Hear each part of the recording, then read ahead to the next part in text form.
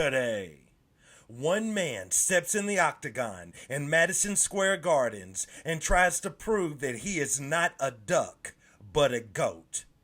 Also, another man, a former champion, welcomes a title contender, a title challenger, back to the octagon after a 2-year layoff.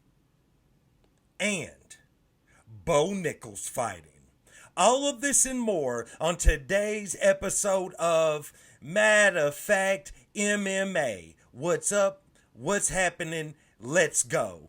What's up, guys? We right back at it. We right back with it. It's your boy, Matt. We are here to go over UFC 309, which goes down in Madison Square Gardens this Saturday and marks the return of the not duck, but the GOAT, Jon Jones, as he steps in the octagon with former heavyweight champion and hasn't fought in close to 4 years, if not over, Stipe Miocic. So here's the thing. Okay, so this is a weird scenario, okay? I am a Jon Jones fan, although I do agree he ducking Tom Aspinall. Let's get that out the way. There's no if, ands, or buts about it. He ducking Tommy. But regardless of that, as a Jon Jones fan, you're excited to see Jon Jones back in the octagon and fighting. However, I'm just not really excited to see him step in the octagon with Stipe, just to be real. And I like Stipe. But it's just, bro, he's so far removed. He hasn't fought since his loss to Francis. And you're just like, dude, Francis done left, fought in boxing twice, won a championship in PFL. He done did everything since Stipe even tried to set foot in the octagon. Granted, they were supposed to fight last year in November when Jon Jones had to pull out of their fight due to a pectoral tear. But still, just not really excited about this fight. My breakdown of this fight. It just boils down to you don't know what version of Stipe you're going to get because you haven't seen him fight in like 4 years.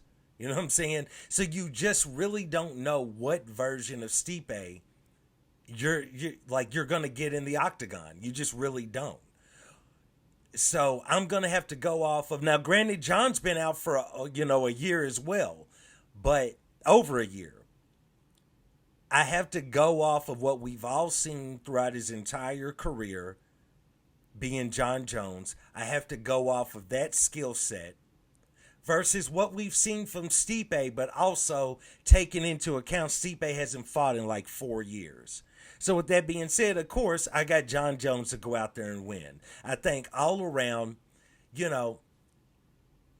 I'm not going to say he's the better striker than Stipe because Jon's game is not pure striking. He's just not a pure striker. His game is not to go out there and level you on the feet. You know what I'm saying? Not to say his game is pure wrestling either or pure grappling.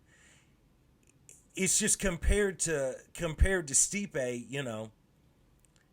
I just think the intangibles being the reach of Jon Jones, not to say, Stipe's been a career heavyweight, so, it's definitely not like he's a small guy, but when you look at it overall, you have to believe that Jon Jones has the stand-up ability to eventually get this fight to the ground, get into a grappling exchange, and probably submit Stipe, or at least he's going to have the stand-up ability to hold his own against Stipe, maybe push Stipe back up against the cage, do some devastating elbows in that position, probably drop Stipe, then get to the ground, maybe finish it with ground and pound.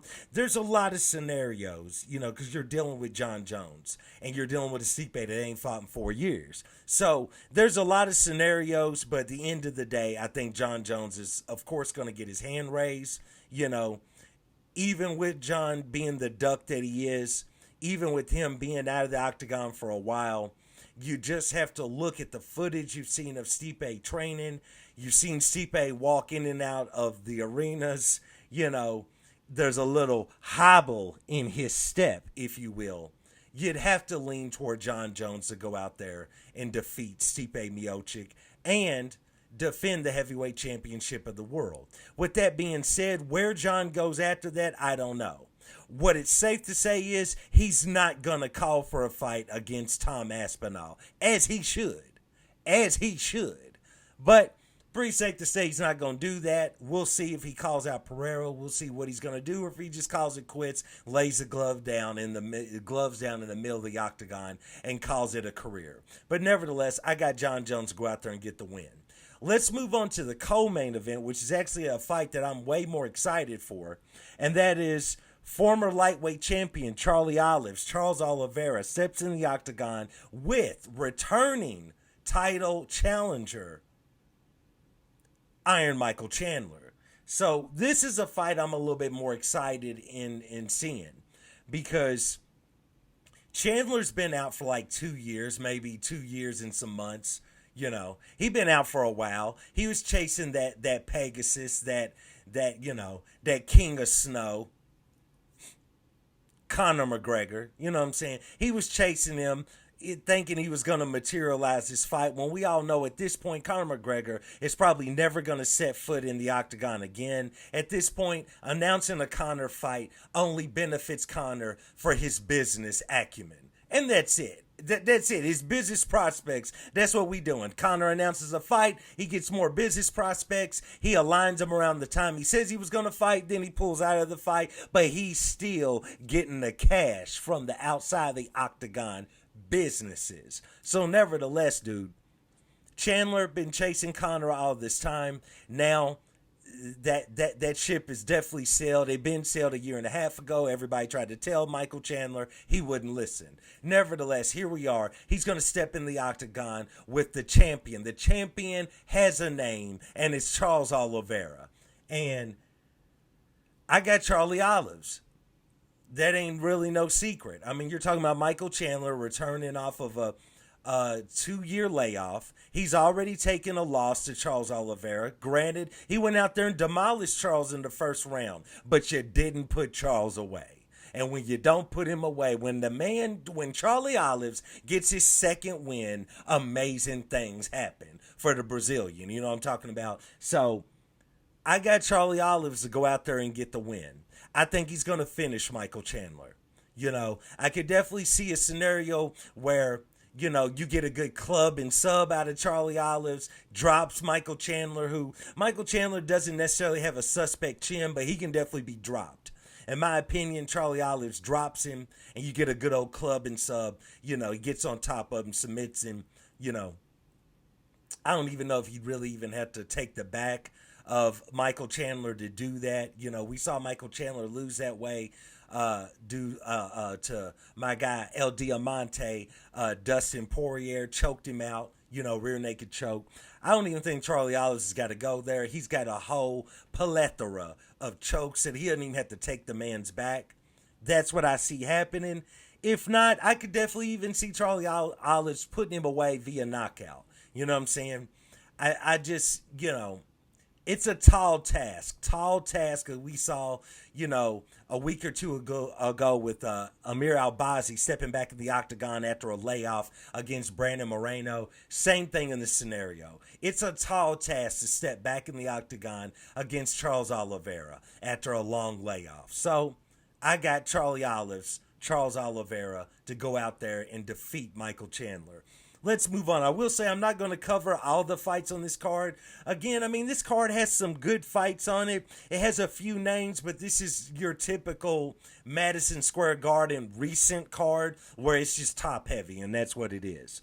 Moving on, what I spoke about at the top of the show, Bo Nickel returning in the octagon against Paul Craig.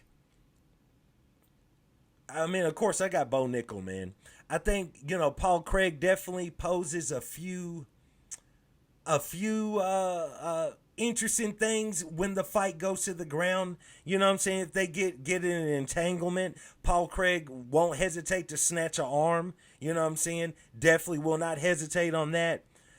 I feel like Bo Nickel's game is already the ground game. It's already wrestling. You have to imagine all of this time that he's known about this Paul Craig fight, that he's been training his more of his jujitsu portion of his ground game, so that way if he does get in a situation where Paul Craig is trying to cinch up a choke, Bo Nickel is going to know how to react to get out of that. He's a gorilla on the ground. The man is extremely strong. Not saying that he's necessarily stronger than Paul Craig.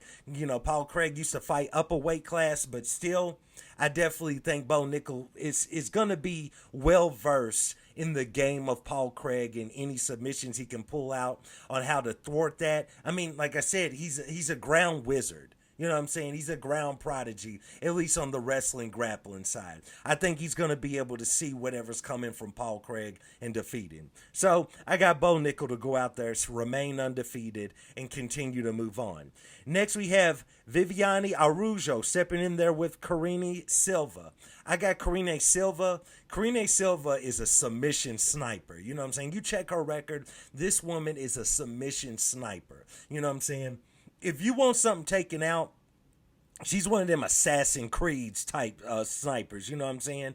If you want somebody taken out, you pay the price to Silva. She sneaks in a house. She waits till they about to go to bed, and they're heading into the bathroom to brush their teeth. As they lean over the sink to spit out the toothpaste, she's cinching in the choke right behind the neck, taking a back silently, quickly, and that's the end of them. I got her to go out there and submit Viviane.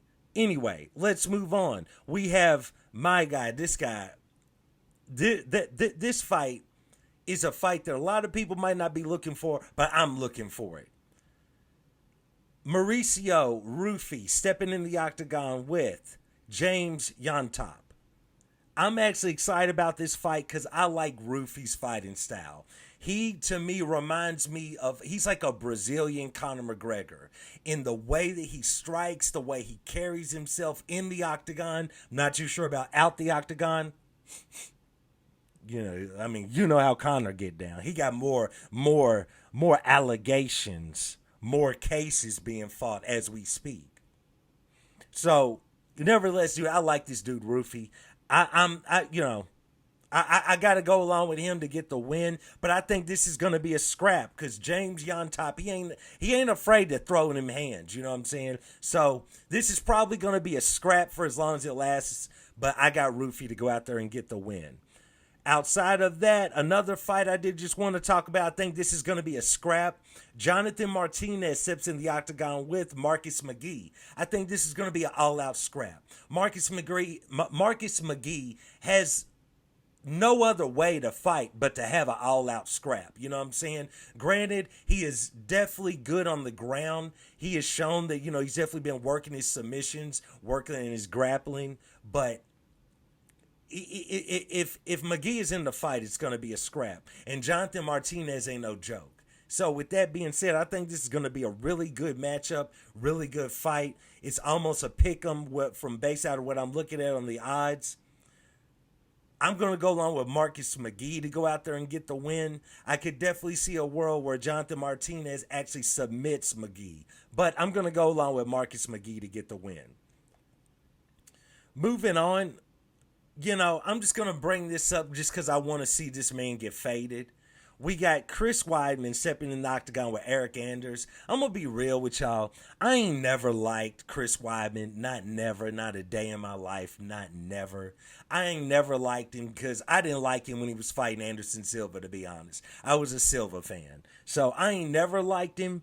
To be honest with you, I didn't like how he handled the whole situation with Bruno Silva when he eye-poked him to death. I poked him to doom. I poked him out of a career in the octagon. And it's like, and then the way he just was kind of like, yeah, what's up,